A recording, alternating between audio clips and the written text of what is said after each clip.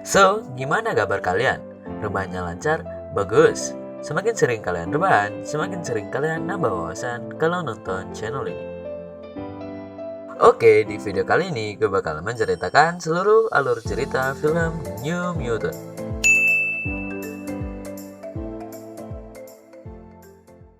Tapi sebelum itu, subscribe dulu channel ini dan nyalakan lonceng notifikasinya supaya kalian nggak ketinggalan video kita yang terbaru. Film ini menceritakan tentang 5 anak remaja yang terkurung di sebuah yayasan yang ingin menyembuhkan mutasi mereka. Meskipun film ini bergenre action sci-fi, film ini juga dibumbui dengan unsur film horor. Mungkin bagi kalian pencinta X-Men Universe sudah menantikan film yang satu ini, karena banyak masalah yang terjadi di production house-nya, film ini jadi ditunda perilisannya. Dan akhirnya dirilis di sebuah platform streaming favorit kalian, yaitu Netflix. Langsung lanjut aja ke alur filmnya. Film diawali dengan seorang gadis yang sedang diselamatkan oleh ayahnya karena ada beruang raksasa yang menyerang desa mereka. Si ayah menyembunyikan si anak di sebuah pohon dan ia berkata kepada anaknya agar hati-hati dan ayahnya mengalihkan beruang raksasa tersebut agar tidak menyerang anaknya. Tetapi si anak ketahuan si beruang tersebut dan ia pun terkena raungan si beruang sehingga membuatnya terpental. Kemudian ia pun pingsan. Ketika ia siuman, ia berada di sebuah ruangan yang seperti rumah sakit. Ketika ia menatap ke arah jendela, ia mendapati sebuah gereja di depan ruangannya. Kemudian ada seorang dokter yang bernama Dr. Reyes masuk ke ruangannya untuk menanyai kabarnya. Ia memberitahu hal-hal yang telah terjadi kepadanya akhir-akhir ini. Kemudian sebuah alat mendeteksi dirinya dan tertera bahwa namanya adalah Daniel Monster. Si dokter mengajaknya untuk mengikuti kelas yang dikhususkan untuk anak-anak spesial seperti dirinya. Si Dr. Reyes bilang bahwa ia bisa menyembuhkan semua keluhan-keluhannya. Dr. Reyes pun memperkenalkan Danny ke anak-anak yang lainnya. Di sana ada Sam, Iliana atau Magic, Roberto, dan Rain. Mereka berempat merupakan senior di tempat tersebut. Rain bercerita bahwa ia pernah membunuh seorang pastor dan ia dicemooh dengan istilah penyihir, sehingga ia pun diusir dari kampung halamannya. Karena Iliana ingin jalan-jalan keluar, Dr. Reyes menyuruhnya untuk mengajak Danny keluar. Dan Magic berbicara dengan bonekanya sendiri bahwa ia membenci Danny. Mereka pun sampai di halaman depan. Karena Danny ingin kabur dari sana, ia pun langsung segera berlari keluar pagar. Tetapi di tengah jalan, ia malah menabrak dinding tak terlihat yang berada di depan gedung.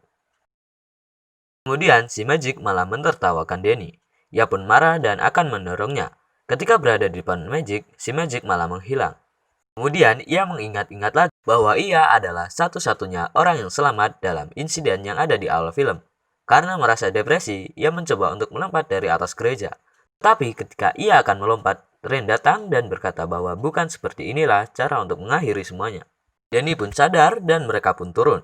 Ketika sedang berjalan, mereka melihat Sam yang sedang berlatih menggunakan kekuatannya. Dengan kekuatannya tersebut, Sam bisa melesat dari angka 0 ke 199 seperti bola meriam.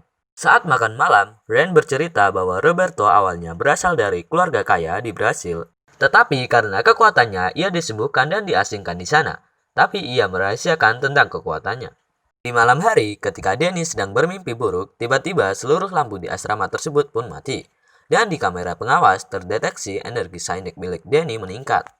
For your information, jadi energi psionik adalah kemampuan untuk menggunakan potensi energi pikiran yang menginduksi terjadinya suatu fenomena yang sedikit khayal. Meskipun ini fiksi, tapi kalian bisa menambahkan ini pada ilmu pengetahuan kalian. Ketika Sam sedang beristirahat, tiba-tiba ia mendapat halusinasi buruk tentang masa lalunya ketika berada di tambang. Di masa lalunya tersebut, ia sedang memandangi ayahnya.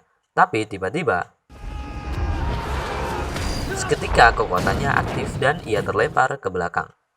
Ketika sedang mandi, diperlihatkan luka Ren yang membentuk huruf W atau witch yang berarti penyihir, yang diberikan oleh orang-orang di desanya karena ia membunuh seorang pastor. Ketika malam hari, mulut Magic sedikit nakal. Kemudian Danny mulai melawan perkataan Magic. Karena ia membencinya, Danny pun mengambil boneka tangan milik Magic yang bernama Lockheed. Kemudian mereka bertengkar dan Magic menggunakan kekuatannya. Tetapi Dr. Reyes melerainya. Karena kelakuan mereka pun dikurung di ruangan isolasi. Di malam itu, energi psionik milik Danny kembali meningkat dan berhalusinasi kembali. Kemudian, ia pun menjerit dan ia dibawa ke ruang laboratorium oleh Dr. Reyes untuk diperiksa. Ketika Rain sedang berdoa, tiba-tiba ia diganggu oleh sesuatu yang menggedor-gedorkan pintu tempat ibadah di gereja. Ia pun kaget dan berlari keluar. Scene pun berpindah. Di malam itu, Magic mengajak semua temannya pergi ke tempat rahasia. Di sana terdapat sebuah alat pendeteksi kebohongan. Dan mereka pun saling berbagi cerita satu sama lain. Ketika giliran Magic, ia menyebutkan bahwa ia pernah membunuh 18 pria bersama boneka tangannya yaitu Lockheed dan ia tidak berbohong. Di malam berikutnya, Rain mengajak Danny untuk pergi ke lapangan untuk melihat bintang dan benih-benih cinta pun tumbuh di antara mereka.